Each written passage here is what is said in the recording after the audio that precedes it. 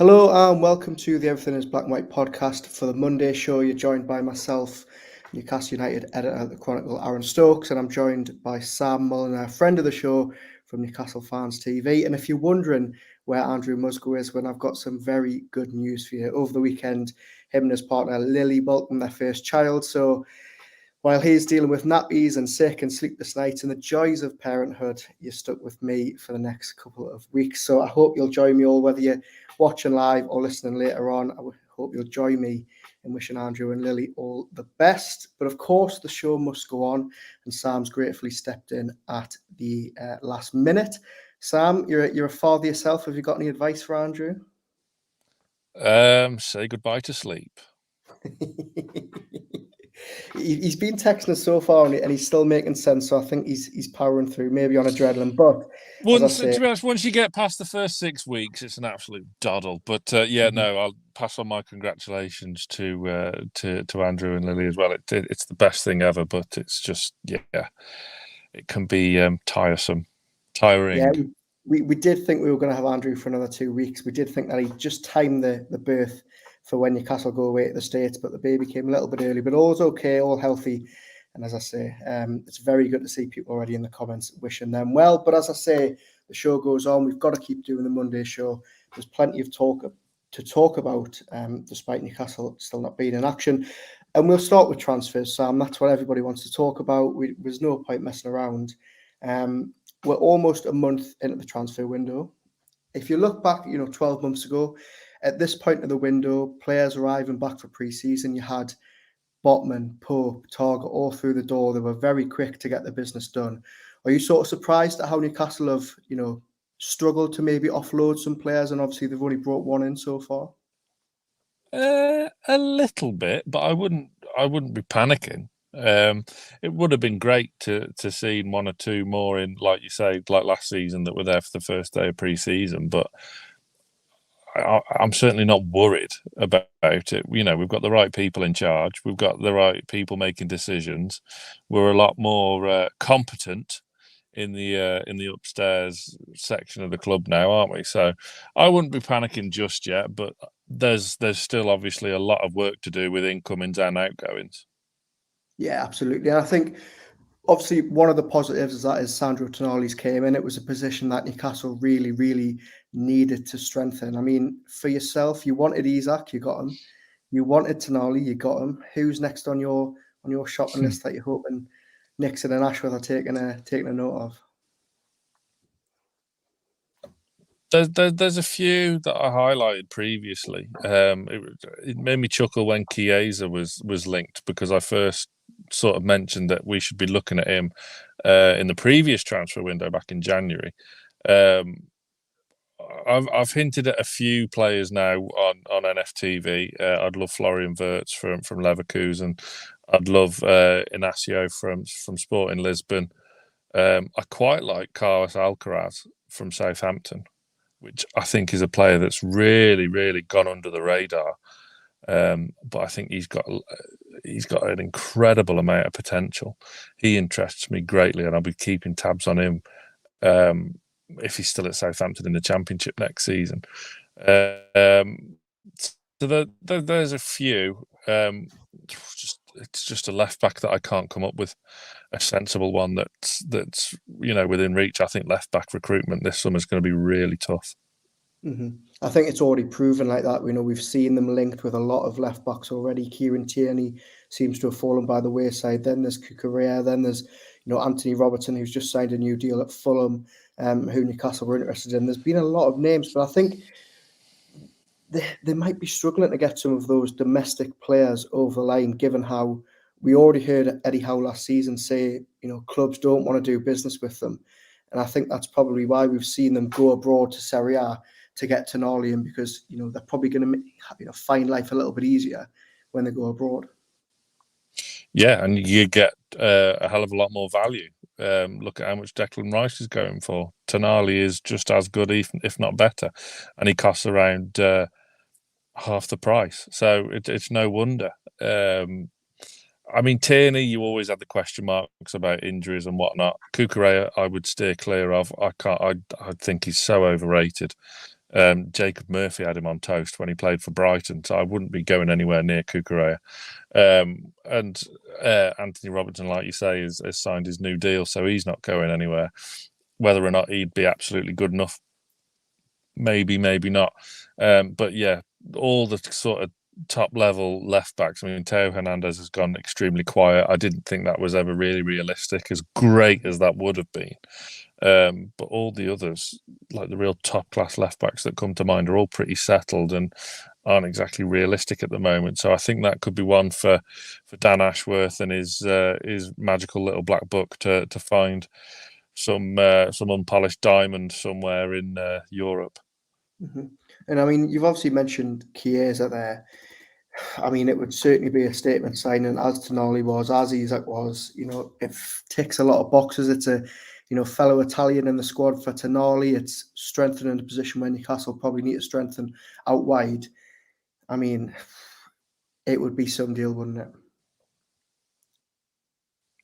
It would, as the longer it goes on, I can't see it happening, especially with the links with Harvey Barnes becoming ever stronger. I know Keith Downey said on Sky this morning that no official bid's been made, but there's definite interest there. Whether or not it's real or it's another smokescreen for someone like Chiesa, I don't know. But yeah, it would be incredible signing.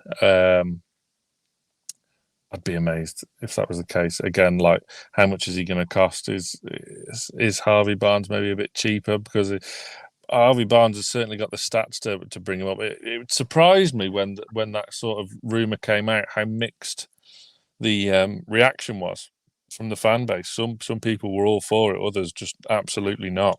So that surprised me a bit.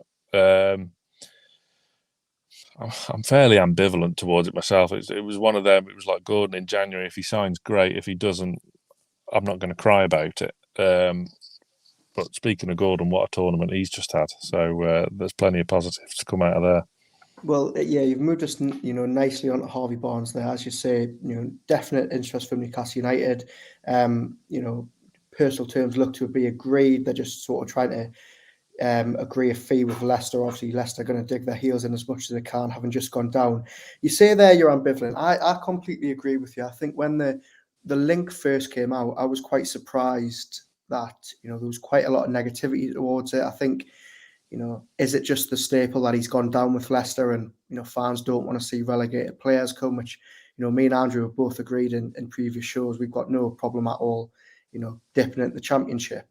But I was very, very surprised at how many people wouldn't take him. As you say, the stats speak for themselves. He was one of the standouts in that Leicester team last season with 13 goals.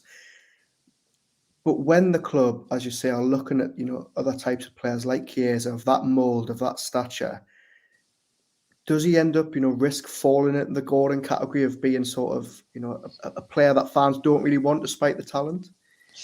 Yeah, but it gives him something to prove, which, like an Anthony Gordon is doing. I've really taken to him over the past few months, and you got to remember he's still so young.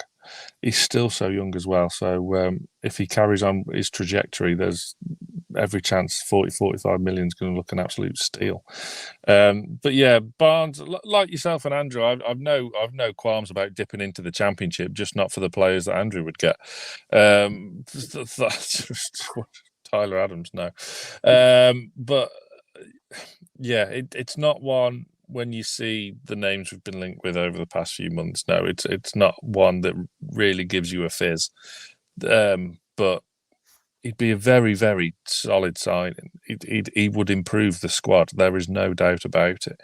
And it just goes to show that we're going to be competing on all fronts, and we want as much depth, especially in that attacking third, as much depth as possible. Mm-hmm. Well, you've mentioned Tyler Adams there. We'll dip into the comments. Geordie Tune for Life says, "Congratulations, Andrew. I'm sure Tyler is a popular name. He's had a baby girl, so I don't think Tyler will be the name." Geordie Tune for Life also says, "How about Kudos? He ticks a lot of boxes if Barnes doesn't sign." Sam, you got any opinion on that one? No. No, well, move six. Phil says Diaby would be perfect. I mean, we've spoken about Moussa Diaby so many times, and while Andrew the other week was saying that his dream signing would be Tyler Adams, mine would be Moussa Diaby. I think he just fits exactly what Newcastle United want, and I think I wrote about this last week when the Barnes link came out. I'd be very, very happy with Harvey Barnes. I think he's a great player. I think he would add much needed goals from the wing. But is he what Newcastle United need? He only really tends to play down the left. I know he's both-footed, but do they not really need somebody on that opposite flank? Someone like Diaby, or if not Diaby, just somebody who's going to come in and rival Almiron. Yeah, I mean, I couldn't agree more with you, but it's just that case of realism and what the actual transfer budget is. I think if we were going for someone like Diaby, I think we would have already put a bid in by now. I think if that was a deal they wanted to get done, they weren't going to muck around and dig their heels, and they would have wanted to have got that deal done as quick as possible, for fear of other teams. It would be lovely though. There's no getting away from it. I mean, like Diaby and his teammate Florian Wirtz, who I'm a huge fan of as well, those would certainly solve a lot of, not problems because there's no real problems in the squad, but it would solve a lot of depth and quality gaps that the squad still does have. It's just a case of, is it a transfer window too soon for the old FFP? Because it is going to be a factor going forward over the next 12-18 months. All right, we're in the Champions League and we've still got quite a bit of money left to play with. But then what happens, for instance, if you don't qualify for the Champions League the season after, and there's repercussions to that. So I can see why they're keeping the powder a little bit dry. But yeah, there's no doubt about it. I would love Diaby at Newcastle. It's just, I just don't think it'll happen. Yeah, I think, as you say, the interest's been there for so long, and no doubt in that it would actually be an absolutely fantastic signing. Al Stapleton says, I'm with Sam, didn't want Gordon, but his interviews, honesty, and thinking he was fit, efforts have impressed. That's from Les. We've got some more. We've got JB saying, I had a problem with Maddison. Like Tielemans, he disappeared after Qatar. I'm more relaxed about Barnes. I think that's a very good point. Barnes does seem to have a very, very good attitude. But just going back to that sort of, debate about whether Newcastle need another left winger. We've obviously seen Joelinton play there in recent months. He might have to play there again, now that Tonali's came in. St. Maximum, there's still a lot of debate about his future. If he stays, he's going to be one in that place. Anthony Gordon now has really, really set a marker for wanting that position. Surely, Barnes coming in, is that not overkill for the lads that are already there? No. No, I don't think it is. I think we need one more in that attacking third, whether it's left, right, centre, and all of them positions, unless you're like a Callum Wilson, who is just strict number 9 down the middle.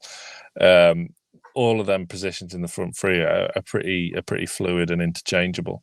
So you'd have no issues about putting Gordon on the right, putting St. Maximin on the right, whoever on the right. It doesn't matter what wing they're on. We've seen Gordon play down the middle for England under 21s in their successful European campaign, and he's excelled. So it gives Eddie Howe more options. It's just that little bit of extra quality, like when teams are going to come to St. James's next season and try and park the bus and play for a point with half an hour to go. Just that extra spark that can unlock a defence in the latter part of the game that maybe we haven't got at the moment. So I think one more is about right. Any more than that would be overkill. But like you say, you could see Joelinton on the left. You could see Joe Willock on the left. Him and Joelinton seemed to, when that was happening, they had a great relationship interchanging the two. That worked really well. Yeah. The same as us needing another centre mid. We needed one before we got rid of Shelvey. So Tonali is numerically replaced Shelvey. So we need one more there as well. But I don't know. How far will this budget stretch? Yeah, that's the thing, is that they've already spent a good chunk of it on Tonali. I mean, we've got loads of comments here. Please do keep them coming in if you're watching live. We've got Wasim here saying, we need a left back. Do you think we'll come? I mean, as you say, Sam, we've touched on it. We think that a left back is, much needed. Lee Gurney says, surely the priority has to be a replacement for Cher. Whilst I love the player, every game he gets a knock or a head injury or an ankle injury. Just have to have more cover on that side. I mean, that is very true. I feel like he is the walking wounded, and I do fear for his brain in later life because he's taken some whacks. I mean, we know that Newcastle are looking for a right-sided centre back. There's lots of talk about Jamal Lewis' future. How sort of high on the priority list does a new centre back come for you, Sam? I think the next centre back we're going to see through the door is the long-term partner for Botman, which is why I love Gonçalo Inácio so much from Lisbon. I think he'd be perfect, but again, it's whether or not the budget stretches that far, and Jamal Lascelles may leave. I'd be sort of disappointed to see him going one way, but it's completely understandable if he does, from both sides, from the players' point of view and from the clubs as well. I wouldn't be disappointed if he didn't leave, though. I think he's played such a huge role in getting us to where we are now, through the dark days, through the Brown stuff, and it's just be nice for him to reap the rewards and get. He's obviously not first choice anymore, but just to stay in and around the squad where he's still got a huge voice in the dressing room. Obviously, there's quality needed to be added going forward. There's the Monaco centre back that we're interested in. Remind me of his name, because I've completely gone. Yes, that's an interesting one going forward as well, because Manchester United, I think, have a strong interest in him as well. But again, the question just comes back to budget. What can we spend? I think that there is more to spend than what we let on. There's no two ways about that, because you get 100 million just for qualifying for the Champions League anyway. Yeah. So we've still got plenty in the piggy bank. And priority-wise, though, I don't think it's probably. Well, I wouldn't say it was the lowest on the priority, because we do need one, but it's not high. It's not in the top one or two on the priority list, is it? A centre back. Yeah, I think I would completely agree with that. I think, as you say, more attacking options needed in a left back. We've got Trules in the comments here again, Green saying we need a left back. Burner's been good, but in the Champions League he will not be good enough. And Malam agrees we need a left back in the squad. Just going back to Harvey Barnes, Stephen Phillips says Barnes' finishing and decision-making in attacking situations is outstanding. He may not be a sexy name, but he adds goals and assists. That is exactly what we need. I think that's a very, very good comment from Stephen. I mean, just on that Lascelles thing, and going back to the, having the sort of a luxury of having players around when they aren't first choice. Eddie Howe said about Lascelles, he said it about St. Maximum. If they want to stay, he's absolutely happy to have them around. If they push for an exit, you don't get the feeling that he's going to stand in the way. We saw it with Shelvey. Even though it left them short in January, he wouldn't want to stand in players' way. And I think there's a lot of players in this squad, and we're going to touch on it towards the back end of the show, but there's a lot of players in this squad where you can see them having real decisions like that this summer. Maxi, Lascelles, Dubravka even, even the likes of Kel Watts, who are going to be coming back into a crowded field. And I suppose it's quite refreshing, isn't it, that yes, the budget isn't there, and yes, they maybe need to wait a couple of transfer windows before they can really spend, but at the minute, Howe's getting what he wants, and that's keeping that same group together that did so well last season. Yeah, it's really important, because I suppose, like we've been doing, it's little and often, just and the right characters, not to disrupt the squad harmony, which is priceless. It really is. If you get a good atmosphere in the dressing room and the right attitudes, then you're onto a winner straight away. That's why it's no surprise Matt Ritchie got another year. Looking at the end of season content coming out of the club, Bruno picked Matt Ritchie as his unsung hero who would have thought Matt Ritchie would be so important to an absolute worldy player like Bruno Guimaraes? But it just goes to show just how important his voice continues to be in the dressing room. It's important not to disrupt that harmony, and the players that come in have to obviously buy into it. Which leaves me question marks about Chiesa, to be honest. But I don't think that'll probably happen now anyway. But Harvey Barnes probably would buy into it. Well, there's no probably about it. I think he would absolutely, 100%. Whereas before the only voices we had in the dressing room was Matt Ritchie and Jamal Lascelles, now there's so many others. But Lascelles and Ritchie are still a huge part of that kind of leadership group within the dressing room. Yeah, absolutely. I think it's clear to see, even when they're not on the pitch. I mean, good old Lascelles getting us 2 yellow cards last season. Just honestly, one of the moments of the season for me. I mean, it just shows the leadership. And as you say, we're blessed at St James's Park to, the press to sit so close to the pitch. And whenever Matt Ritchie's on, you can hear him shout. Honestly, never known a player like it. We'll move away from epitomised with his Anthony Gordon at Brentford. Yeah, exactly. Just shows why he's so important. Yeah, fantastic. Great to see. We'll move away from transfers slightly. I mean, we've already touched on it briefly, but Anthony Gordon, what a tournament he had with England under 21s as they won the Euros in Georgia and Romania over the weekend. Playing, as you've said, as a central striker, which we haven't really seen him for at Newcastle. He obviously played there quite a bit under Everton, for Everton, sorry. I mean, me and Andrew have both agreed on this before. He's the one player that we're so excited to see next season. Full pre-season and Eddie Howe. This has only whetted the appetite even more after seeing what he can do for England.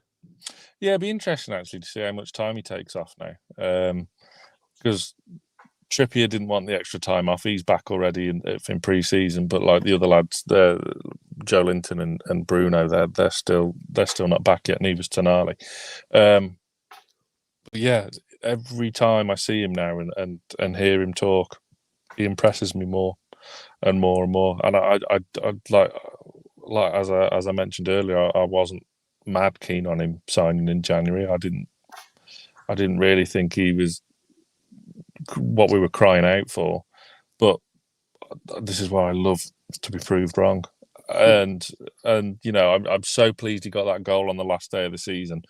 At Chelsea, because it just gets a monkey off his back straight away. He'll build his fitness up. He held his hands up and say he's not fit enough. He was probably where the Newcastle squad were when Eddie Howe took over, because the Newcastle squad wasn't fit enough under the latter days of Steve Bruce. You could see they were blowing in the second half. Mm-hmm. And that's probably where Gordon was at. So it'd be interesting to me how soon he comes back from the tournament, where he's had an absolute barnstormer.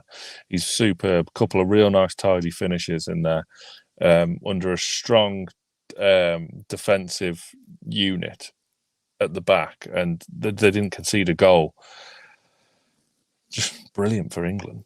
Absolutely so superb. But yeah, it's looking really, really promising for Anthony Gordon now he's got away from Everton, really. It's probably a weight off his shoulders. He's not carrying the pressure and carrying the brunt of fan frustration there. Classy as ever, Everton, with their post on Twitter congratulating their former player, Lee Carsley.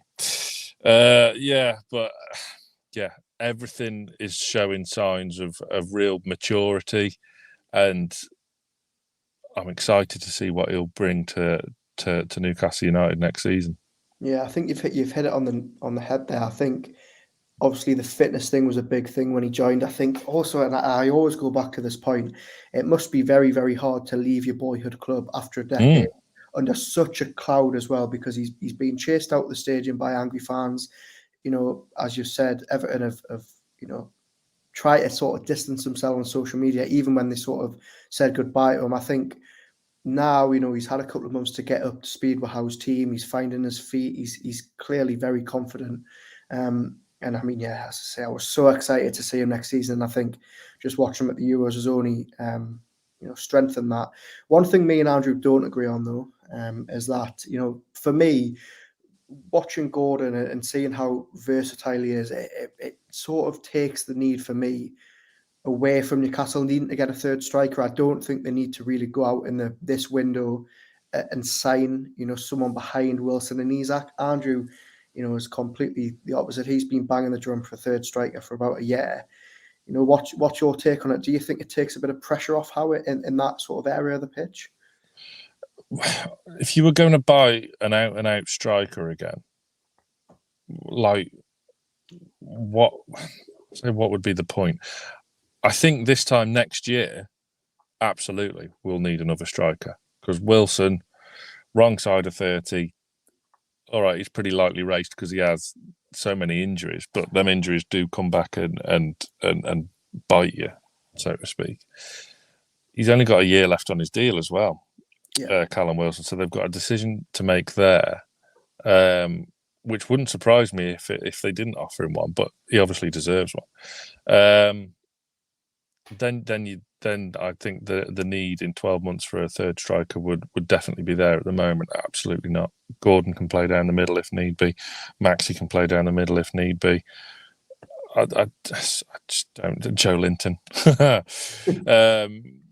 Remember when he was a striker? So I don't think there's a need at the minute because what are you going to do? Go out and buy Victor Osimhen or Jonathan David from Lille or whatever? Then what do you do? You can't really have Callum Wilson be sat around being third choice this season. It just wouldn't go well unless you really change your formation. No, the striker would not be on my wish list this summer whatsoever. Yeah, I'm with you on that. I think some people in the comments are as well. We've got Philip here saying we don't need a third striker. Why spend money on one when we need wide playing goal scorers next season maybe, but not this season? And Johnny also says Gordon, I'm assuming he's talking about, here's our third choice striker this season, and then Joe Linton fourth. If we went to buy a third choice striker, could we realistically get one better than him at a reasonable price? I think that's absolutely spot on. And Stephen says Gordon and Barnes can both play as a central striker if cover as needed. Barnes is a better finisher. So as you say, Gordon obviously not with Newcastle at the moment. They're back for pre-season, but he's going to have an extended break. Bruno and Joe Linton also not back yet. And obviously we know Tonali is currently on holiday in Italy after his whistle-stop tour. But obviously the players are back in pre-season. It was great to see so many of them back. And I think just to start to round off the show, Sam, I think we're just going to do a little bit of keep or sell. I want to get your opinions on some of these players that have returned and are facing sort of uncertain futures. So we'll start with Alan St-Maximin. He's the talking point of the summer. Nobody can make their mind up. Are we keeping or are we selling? I can. We're keeping him. I'm sick to death of having this debate of people wanting to sell him. Oh, my word. Keep. I want to see him in the Champions League. It's his stage, and we're going to see something very special, Tino Asprilla-esque, I think, one night in the Champions League at St James's. Keep.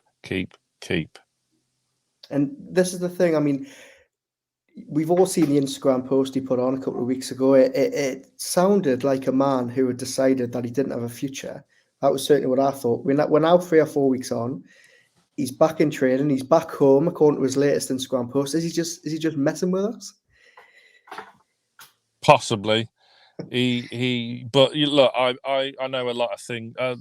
Things change in a short space of time. But when I met him last September, the day before the Man City game, there was no BS about him.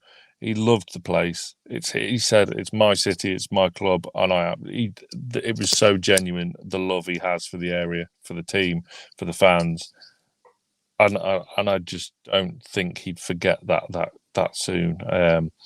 Look, if he stays fully fit this season and still doesn't get a game, then he will probably have to move on for his own career. But I think the key to him, and the frustration has always been, he just gets injuries at the wrong time. It's like so frustrating after that Wolves game, after coming off the back of that Man City where he got the 3 assists, and then the worldie against Wolves, and then he picks up a knock. It's just absolutely mortifying. But, keep him fit. Hopefully we'll see the best of him this season. I'd be keeping him. Yeah, as you say, he was frightening at the back at the very start of last season. We've got Johnny here in the comments saying we keep him, ... unless a team comes in over the top for him. Roger Cook says sell. Philip says Maxi will scare the life out of defenders in Europe. And Niall says keep. He splits opinion, as I say. The comments are just, back and forth. I often sit on the fence about Maxi, but I think if you can keep him fit, he's such an asset. But there's just always that question about consistency for me. But I think, as you say, unless a big offer comes in, I wouldn't be rushing to get rid of him. Next on the list, I mean, we've already spoken about him, but Jamal Lewis. I would actually keep him. I've always liked him. I really have. I've got to be honest. And I know he's not overly popular now with the fan base, but I've always liked him. I've appreciated what he's done. He's captained this club with pride and honour throughout his time. He stood up and was counted when things were really, really bad. And he was a big part of the fact that we got back up to the Premier League, stayed up. And when he's actually come into the team when needed last year, he's done well. So look, it's an area where we need cover, and that's his role now. And he can get yellow cards on the sidelines from the bench. He's obviously not first choice, and that's if he's happy to stay, I'm more than happy to have him. I personally would be keeping him. I think he did himself a lot of favours last season with those performances at Liverpool and Man City. I know they got beaten both games, but he stepped in and played quite well in both. And I think, as we obviously touched on earlier, I think if he's happy to stay and sort of, act as cover, I think Harry will be more than happy to have a leader like him in the dressing room. Let us know in the comments what you think about Jamal Lascelles. Next on the list, Martin Dubravka. Now, this goalkeeping department at Newcastle, they had 5 at the back end of last season. Many thought it would be much change, but we've now seen Karius and Gillespie sign new deals. Nick Pope is obviously the number one. Cardallo we expect to leave, and that just sort of leaves Martin Dubravka in a little bit of limbo after, jumping ship last season and then coming back with his tail between his legs. Yeah, it's a really interesting one. Like you say, Darlow, I think, will be the one to go. Gillespie is I don't want to disrespect him but he's playing the Scott Carson role, isn't he? He's living the dream. Yeah, he absolutely is, and he's like, I will say, he was a bit of not a hero, but he's always there every match day, helping with the keepers, warming them up. He's there every single match day. Obviously, great to have around the place, and that's why House kept him, because he's a big part of the squad harmony. Karius, who's better, Dubravka or Karius? I think Dubravka is better than Karius personally. I agree, which is why I would keep Dubravka as second choice. I think, again, it's going to come down to whether he wants to, stay put. Is he going to be happy being back up for Nick Pope? He clearly wasn't last summer. But, I mean, he did give an interview to us at the Chronicle a couple of weeks ago where he said he was very, very happy to stay. But, again, I think it probably does depend on whether big bids come in from. We'll do a little group of players now, Sam. We'll go to the right-back position. We've got Javier Manquillo, Emil Kraft, who we know is back in pre-season, but he isn't going to be fit until the start of the season. And we've also got Harrison Ashby, who came with quite a lot of hype from West Ham and just hasn't lived up to the bill. We'll start with Javier Manquillo. Are you keeping him around for another season? No, I think the time has come. I would be selling Manquillo. There must be a La Liga team out there that need a right back. He's done a hell of a lot better for us than I thought he would ever do. So he changed the game in that crucial win at Ellen Road season before last, where things really started to turn around, and won that free kick that Shelby scored. I would be Harrison Ashby needs a loan. Yeah, Manquillo would be very much for sale in my eyes, and Kraft you would keep, because he was on fire when he was covering for Trippier. He was fantastic. That was kind of, if you like, that was the sort of first mini Eddie Howe-esque revival, but it just wasn't as fashionable as Joe Linton or Miggy and Sean Longstaff. But yeah, he was doing very well. So yeah, that would be the one of each, the keep sell loan. So yeah, Manquillo, Terrar, and Ashby needs a good loan in the Championship. Yeah, I think, Emil Kraft walked so Miggy could run. I think I definitely agree with that. I think if Andrew's listening, he's not going to be happy. He's for some reason banging the drum that Javier Manquillo needs to stay, and I really don't know why. I feel like he's on commission by his agency or something. But surely, Rafa Benitez back in La Liga, that's got to be a deal that gets done. Yeah, I mean, the only thing Manquillo has going for him is his versatility of playing either side, but. So could Jesus Gomez, and you wouldn't be offering him anything. So yeah, no, it's time for Manquillo to go. And a player next on the opposite flank, Jamal Lewis, another one who, such promise. We all thought, very, very good signing in the Steve Bruce. It just hasn't worked out. And I think it's fair to say that Eddie Howe was, really giving him his chances to prove his fitness, to prove that he's going to be a part. But for whatever reason, he just can't seem to stay fit. Yeah, this is one I might have got wrong, because I was really, really happy when we signed him. I thought it was an absolutely cracking signing. This guy needs first team football and game time before his career just starts to vanish before your eyes. Like you say, such huge promise whilst at Norwich, and still a mainstay for Northern Ireland.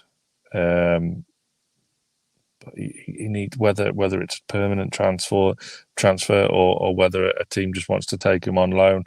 I part of me says I really don't want to write him off, just in case he can get himself fit, gets a run of games out on loan at, I don't know, like a Luton or a Sheffield United or somewhere in the Championship. He might show a bit of form and a bit of promise in an area where we need someone. But look, him getting minutes is not going to happen at Newcastle. So whether it's a loan or a transfer, he needs to leave for his own sake. Yeah, I think there's quite a few people already in the comments here agree. And Truel says sell Lewis. He's been a passenger for too long. Darren Lee says I agree. Sell Lewis. And Baz says face it, he will stay. That's very interesting. I mean, just going back to a comment that we've got here on Kraft. Johnny's put, Howe said that Kraft would miss pre-season. If that's the case at his age, not yet sure he will recover to his former level. I mean, that's very worrying on a personal level, given that I have also just had ACL surgery, and the fact that Kraft just can't seem to come back really isn't giving me hope that I'm going to be playing football anytime soon. But do you think that's maybe why Newcastle have gone out and tried to sign the likes of Livramento, and they continue to be linked with right backs when we didn't really think that was going to be a priority this summer? Yeah, I totally get that point. I'd be very, very keen on Livramento. I really would, because then he would have the versatility of Manquillo as well. But Southampton do want way too much for him. I completely get the point of Kraft. The problem is that he signed a new deal 12 months ago. So that's the only factor, and you can't sell him now because he's worth absolutely zip. After having that surgery, and it's a bad injury, which he might not come back from it. So this is one, I suppose, that you've kind of got to reevaluate 12 months down the line, because he just won't be leaving this summer. Mm-hmm. Yeah, well, I'll tell you, Kraft, if you're listening, I'm wishing you a speedy recovery, because I'm waiting myself to get back from a similar injury. Now, well, how did you do yours?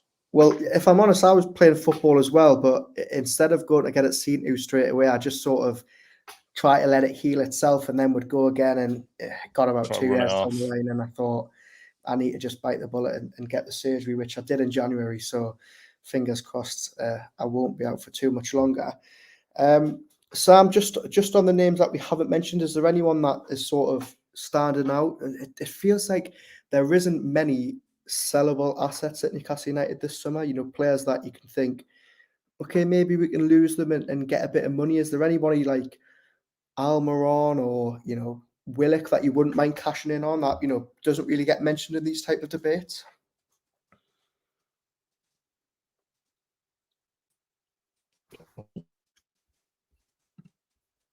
You there, Sam?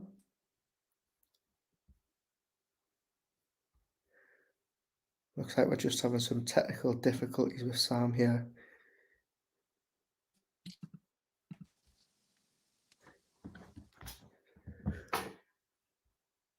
Oh, hopefully he'll be back soon. Keep the comments coming in. In the meantime, we've got JB here saying Lewis, to be fair, is technically very good. Roger says, I had ACL 10 years ago, 8 months away from the gym, but did return. That is not what I want to hear, Roger, but thanks very much for the comments. And Philip says, what's the point in having 4 Saudi feeder clubs if you can't sell them the likes of Lewis and Mankio for 2 players for Football Manager prices? Kev says, hope you come back strong, fella. Your pub team needs you. That's very, very true. Andrew will completely agree with that. And the Blubber King says, what about Fraser? Well, this is a very good point because we haven't really seen, Ryan Fraser for the last couple of months. He's been obviously demoted to the under-21 team. And then, Eddie Howe sort of made it clear that he doesn't have a future at the club, which, I think we all agreed. I think the one thing that depends on now is whether there's going to be suitable interest for him. We obviously saw that Southampton were very keen on signing him in January, and he might be included in a deal for Livramento. Sam, it looks like you're back. We had some technical issues there, but it's all good. Yeah. Good stuff. Don't know, but we'll soon find out. Did you catch my question there before you disappeared?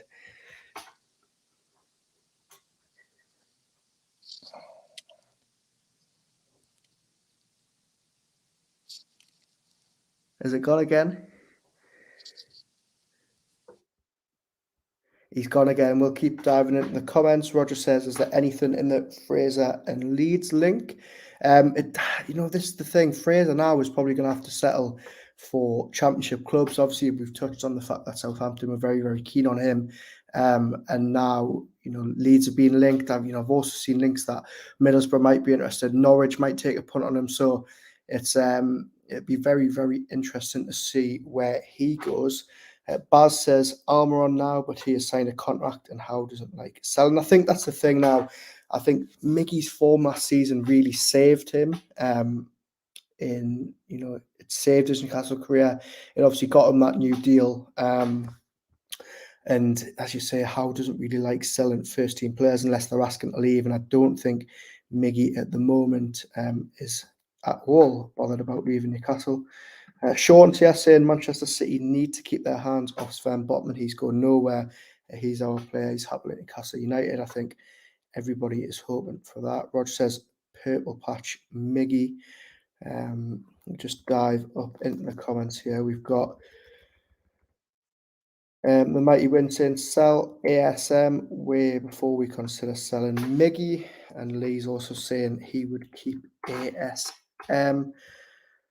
We've also got Philip here saying, I don't get why players only want to go to the south. I mean, it doesn't seem that appealing.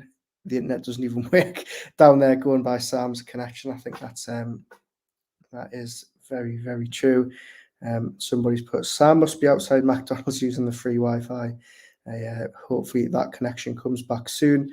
Lee Mag says, I honestly think we should give ASM until January, and if his fitness and form isn't up to standard, then get rid. I think that's a really interesting point. I think, Eddie Howe's given St Maximin the option this summer. I think he said, if you want to go, that's absolutely fine. And if you want to stay, then, I'm more than happy for you to fight for your place. We saw at the start of last season just how good Alan St Maximin is when he gets fit and firing and he's, playing his best football. The only problem is can he do it on a consistent basis? And can he do it while still avoiding injuries all the time? And Lee says, I honestly think we should give ASM until January as well. And we've got JB here just adding more doubt about my ACL injury. He says, if you're getting ACL over the age of 30, you're finished. Well, luckily, I've got a few more years to go before that. So thankfully, hopefully I should be okay later this year. Stephen Phillips says, do you think we'll utilise the loan market this season? Left-back situation could be solved with a loan move for Cancelo. I tell you what, that is very, very ambitious. Newcastle United don't usually go for loans especially not given that Dan Ashworth now, and he didn't really like going for the Brighton, but potentially I think that would certainly be a very good signing, but maybe the wages would be a bit too high. Does look like Sam's coming back, but doesn't look like he's joined the stream yet, so we'll keep diving into the comments here.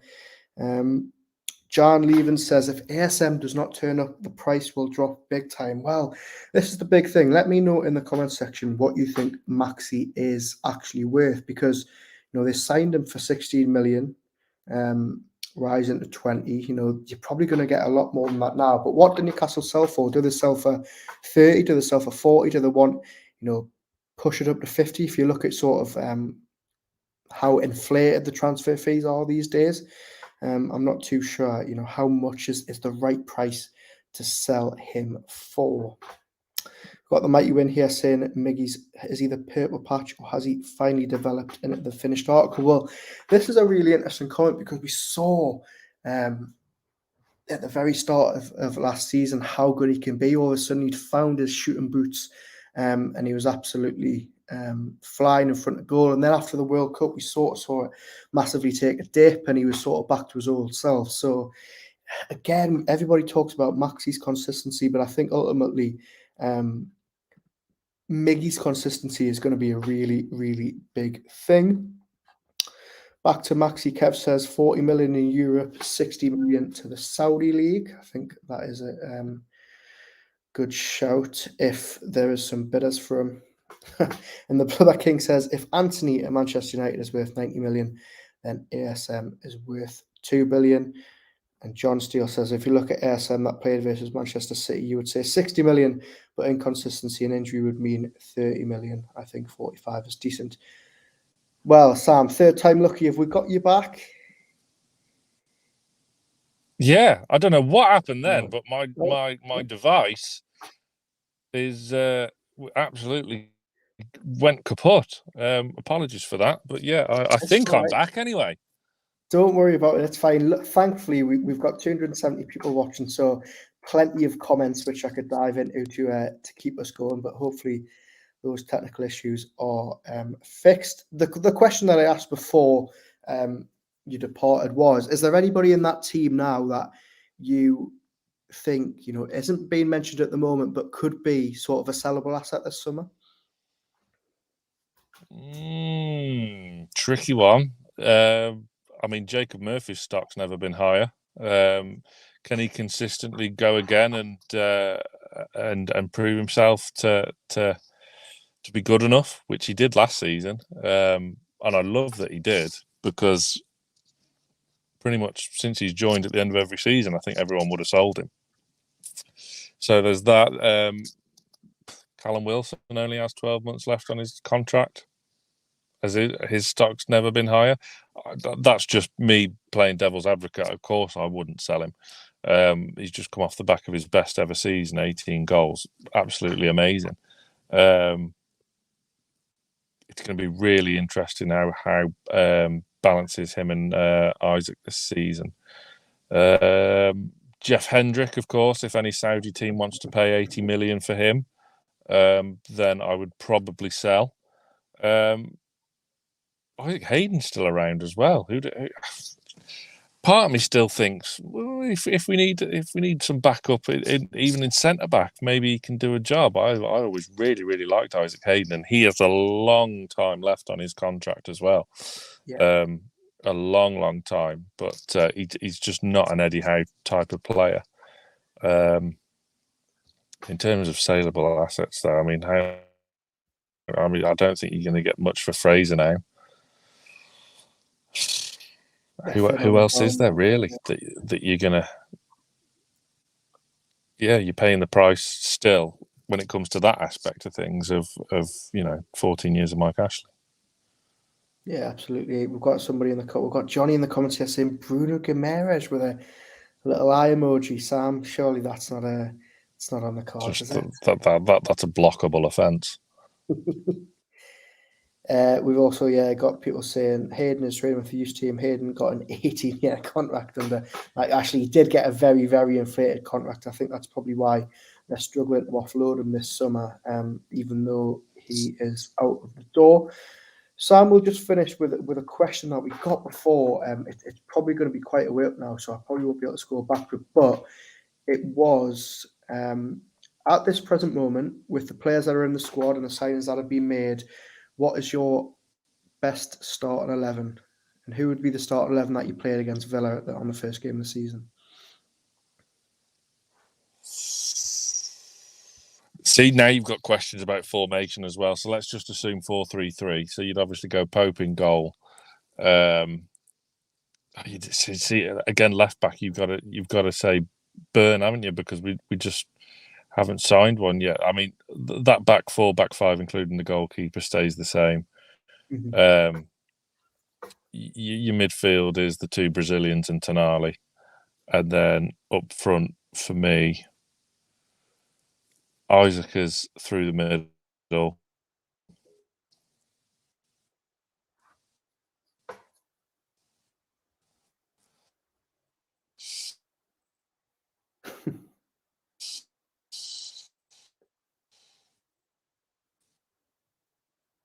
It's a tricky one, isn't it? Oh, I thought Sam was pausing for a really long time, but it looks like again he's left the stream. We seem to be having some technical difficulties, so we'll leave it there. Thank you very much for all of you that have dropped comments in. We've had a really, really good response. Almost 300 of you in the comment section here. As I say, we'll be back later this week for Let's Talk About with John Gibson. Andrew will be back in a couple of weeks' time as he gets to grips with fatherhood. But for the meantime, thanks very much for tuning in, and we'll catch you very, very soon.